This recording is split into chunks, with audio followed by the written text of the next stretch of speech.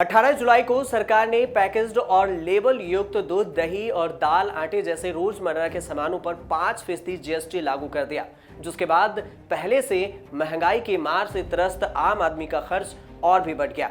जिसके बाद विपक्ष ने विरोध प्रदर्शन भी किया, सवाल भी उठाए, लेकिन सवाल ये कि इन उत्पादों पर आखिर जीएसटी क्यों लगाया जाता है। तो सवाल ये कि आखिर क्यों इस पर जीएसटी लगाया गया। इसी सवालों को वित्त मंत्री निर्मला सीतारमण ने एक के बाद एक लगातार 14 ट्वीट करके समझाया है। आप यूं भी कह सकते हैं कि इस ट्वीट के जरिए वो अपना सफाई भी दी है। वित्त मंत्री ने एक के बाद एक ट्वीट करते हुए स्पष्ट किया कि दाल, गेहूं और राई जैसे मक्का, चावल, आटा या सूजी जितने भी खुले सामान हैं, लस्सी है, उस पर बिना प्री पैक या प्री लेवल बेचे जाते हैं तो कोई जीएसटी लागू नहीं होगा। यानी कि अगर आप खुले के से सामान खरीदते हैं तो आपको टैक्स नहीं देना होगा, लेकिन अगर पैक्ड सामान खरीदते हैं तो आपको 5% जीएसटी देना ही होगा। निर्मला सीतारमण ने 14 ट्वीट करके जीएसटी को लेकर कंफ्यूजन को दूर करने का प्रयास किया है। आप यूं भी कह सकते हैं कि इस पर सफाई भी दी है। तो आपको बताते हैं कि इस ट्वीट के जरिए निर्मला सीतारमण ने क्या कुछ कहा है। वित्त मंत्री निर्मला सीतारमण ने अपने 14 ट्वीट में कुछ जरूरी अनाजों की सूची पोस्ट कर उनसे जीएसटी हटाए जाने की जानकारी साझा की है। वित्त मंत्री ने लिखा है कि इन खाद्य पदार्थों को खुले में बेचने पर उन पर किसी भी तरह का जीएसटी चार्ज नहीं लगेगा। यानी आप अगर इन्हें खुले में खरीदते हैं तो किसी तरह का कोई टैक्स नहीं लगेगा। इसमें दाल, गेहूं, राई और ओट्स, मकई, चावल, आटा, सूजी, बेसन और मुढ़ी, दही, लस्सी जैसे सामान भी शामिल है। वित्त मंत्री ने अगले ट्वीट करके सफाई भी दी है और इस सफाई में वित्त मंत्री ने कहा है खाद्य पदार्थों पर नया नहीं लगाया गया। उन्होंने कहा कि यह पहली बार नहीं है, इस तरह के खाद्य पदार्थों पर कर पहले भी लगाया गया। जीएसटी व्यवस्था होने से पहले खाद्यान्न से महत्वपूर्ण राजस्व इकट्ठा किए जाते थे। अकेले पंजाब में राजस्व में 2000 करोड़ की वसूली की गई, जबकि उत्तर प्रदेश में 700 करोड़ रुपए जुटाए गए राजस्व से। फिटमेंट कमेटी ने भी इसकी सिफारिश की थी।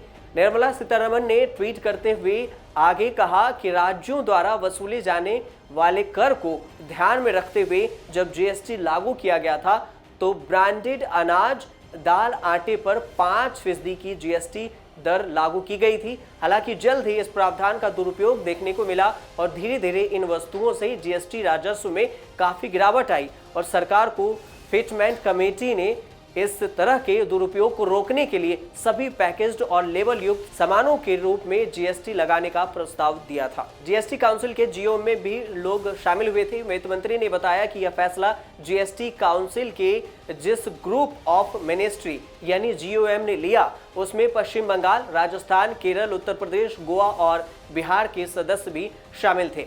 इसकी अध्यक्षता कर्नाटक के मुख्यमंत्री कर रहे थे। वित्त मंत्री ने 14 ट्वीट में यह भी कहा कि टैक्स लिफ्ट को रोकने के लिए यह फैसला बेहद जरूरी था। इस मामले में गहन विचार विमर्श किया गया और सभी सदस्यों की पूर्ण सहमति के बाद जीएसटी काउंसिल ने इसकी सिफारिश दी।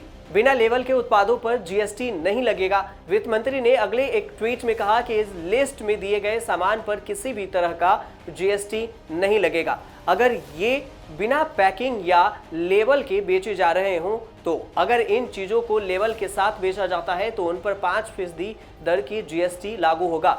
उन्होंने यह भी कहा कि खाद्य पदार्थों पर से जीएसटी हटाने का फैसला किसी एक व्यक्ति ने नहीं बल्कि पूरे जीएसटी काउंसिल ने एक प्रक्रिया के तहत लिया है। ये तो हुई वित्त मंत्री द्वारा ट्वीट की बात, लेकिन अब आपको असली बात बताते हैं कि क्या सामानों को जीएसटी में लाने से फायदा होगा, किसे फायदा होगा और किसे नुकसान। केंद्र सरकार ने पहले ही बड़ी अंतर्राष्ट्रीय कंपनियों के पैकेट ब्रांडेड उत्पादों को 5, 12 और 18% के जीएसटी कर दायरे में ला दिया था। इसके बाद उत्पाद खुले बाजार में महंगे पड़ रहे थे, जबकि छोटी कंपनियों के खुले या छोटे पैक में बेचे जा रहे उत्पाद ब्रांडेड कंपनियों के न होने के कारण इस दायरे से बाहर थे और खुले बाजार में सस्ती दरों पर बिक रहे थे।